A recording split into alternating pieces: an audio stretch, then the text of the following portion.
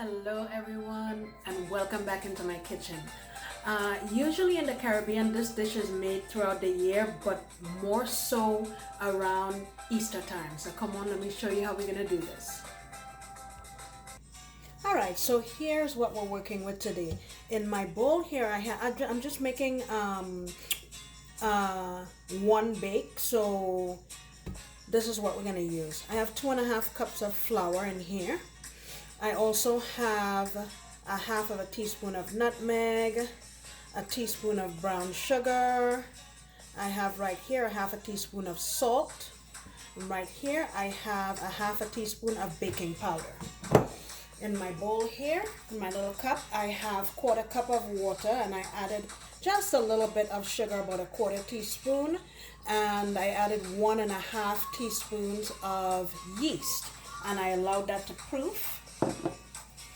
Here I have some butter that I melted, so it's 2 tablespoons of butter, 1 tablespoon of shortening, and we're going to use coconut milk to bring this dough together. So I'm starting off here with 1 cup of coconut milk, and we'll see how much I use as we go along.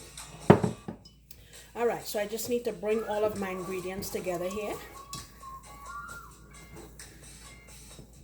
I'm gonna add in my butter and my shortening, and go in with my yeast. It just proofed nicely. Okay, make sure that's all mixed around. Then I'm gonna start adding in my coconut milk. Okay, let me go in with a little more. And keep that mixing. And I've mentioned before, whenever we make a dough, that it all depends on the altitude at which you live, the brand of flour that you use. So many different aspects would dictate just how much liquid you're going to put into your dough.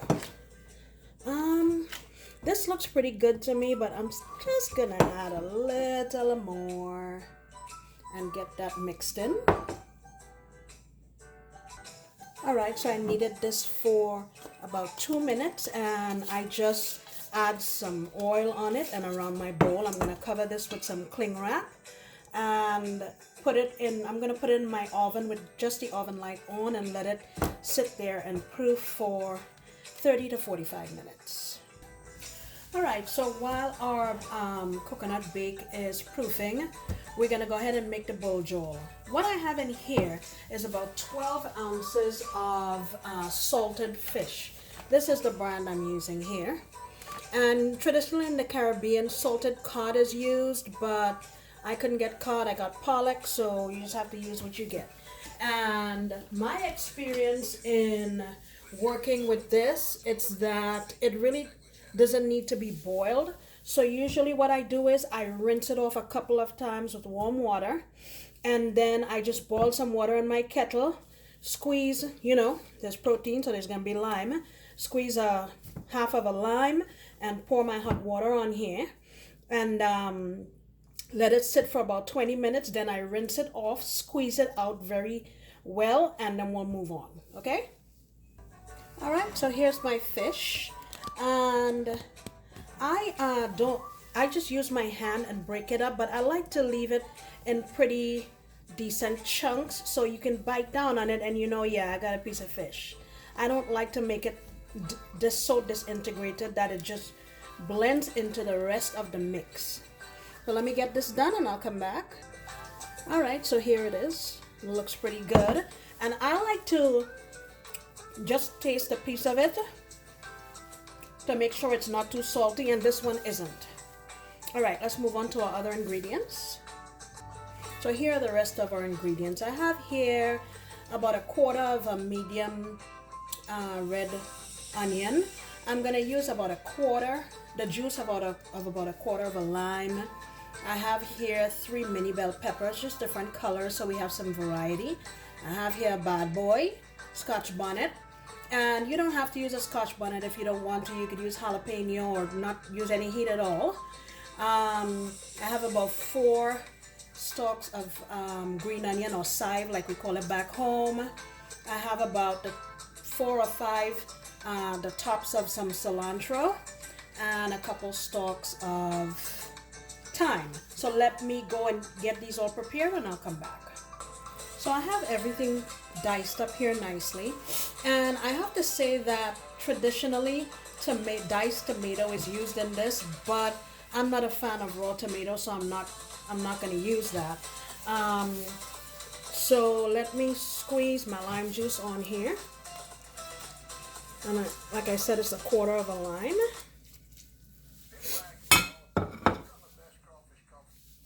And then I'm going to get the rest of my ingredients on here. Here's my habanero, my bell pepper, green onion, red onion.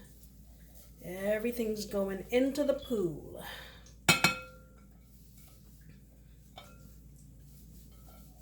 Okay.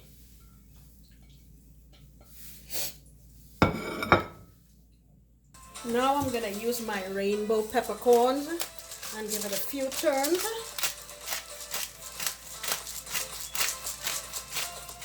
I would say this is about 1/2 teaspoon. All right. So let me give this a mix. You can see all these lovely colors, and our fish is standing out because it's in bigger chunks than everything else. Ooh, that pepper is hot. Okay, the next thing I have here in this pot is 1/4 cup of olive oil, and I just smashed roughly a couple cloves of garlic just to flavor the oil, and I'm going to pour it on here on my fish. Okay, I've removed my garlic, and here we go. So basically this is sort of what's going to essentially end up being a sort of cold salad. And you just give this a toss, and it's best or advisable to allow it to sit for a little bit so that all the flavors have a chance to marry. Look at this, how lovely. I wish you could smell it. And that habanero, boy, whoo, that stuff is hot. I can smell it.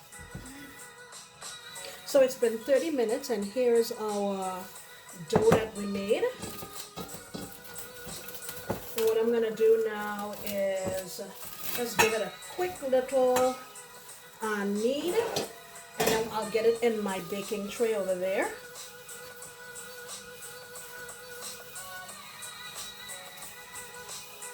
There you go. And I have a greased pie dish here. It's not necessary for you to use a pie dish, but I figured it's a great size for what we're doing. Here we go. The next thing that's traditionally done is we take a fork and we poke holes in the top. Alrighty. So now I'm going to place this back again in my oven that's off and let it rise for another 20 minutes again. Alright, so our dough has finished proofing. And before I forget, I used 1/2 cup of coconut milk. I have 1/2 cup left. Usually I brush the top of this with just milk, but since I have coconut milk left, I'm just gonna use that. We'll see what happens. I've never done this before. Hopefully it will give it a nice glaze, and definitely it will give it some really nice flavor. So I'm preheating my oven at 350 degrees, and I will check it in about 20 minutes to see how it looks. Alright, so here we have it. Typically this is the kind of spread you see whenever people prepare buljol. It usually entails provision, as we call it back home. I have here green banana, some plantains, sweet potatoes, and here is our coconut bake.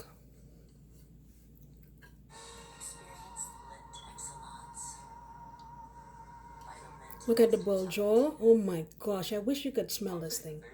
If you could, you would not be able to resist. All right, let me get a little plate and I'll taste this for you. All right, it's tasting time.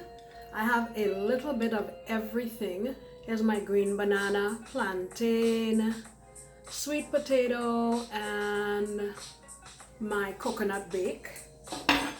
Let you see how tender my coconut bake is.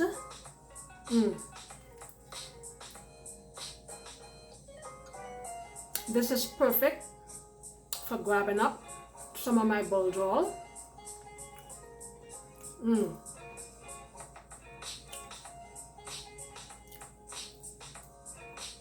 Listen now. This is the bomb diggity. Let me go for a piece of my plantain with all of the fixings. And you see anything that's red, you know what that is. Whew, Mr. Habanero.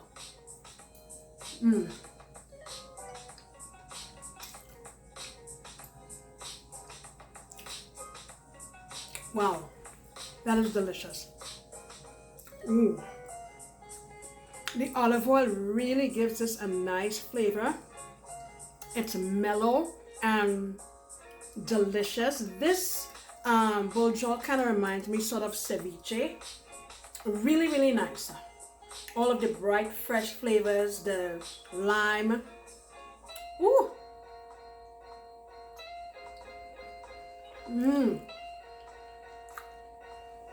That sweet potato is one of my favorites. Very, very nice. All right, and for my last bite, I'm going to take the green banana.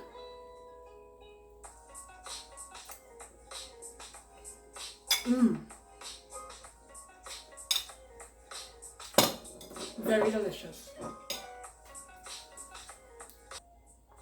I can't begin to tell you how many memories this dish has brought back. I hope you guys can give this thing a try. I sincerely appreciate you for coming along on this journey. I'd like to wish you and your family a happy Easter, and I look forward to coming back next time when I promise to make another delicious recipe. Bye!